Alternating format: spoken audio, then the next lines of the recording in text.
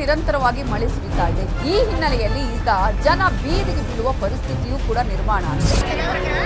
ಏನಿಲ್ರಿ ಸರ್, ಎಲ್ಲ ದಬ್ಬಿದ್ ಬಿಟ್ಟವ್ರಿ ತಗಡು.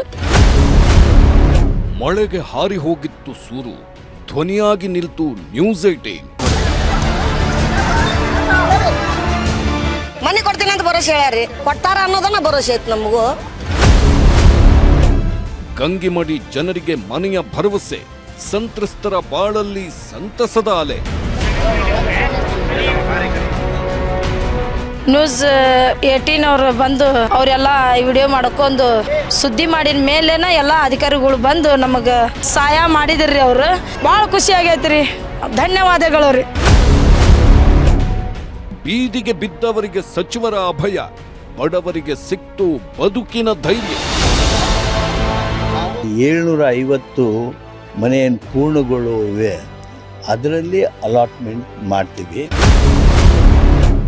ಗಂಗಿಮಡಿ ಸಂತಸ ಇಮ್ಮಡಿ. ಇದು ನ್ಯೂಸ್ 18 ಬಿಗ್ ಇಂಪ್ಯಾಕ್ಟ್.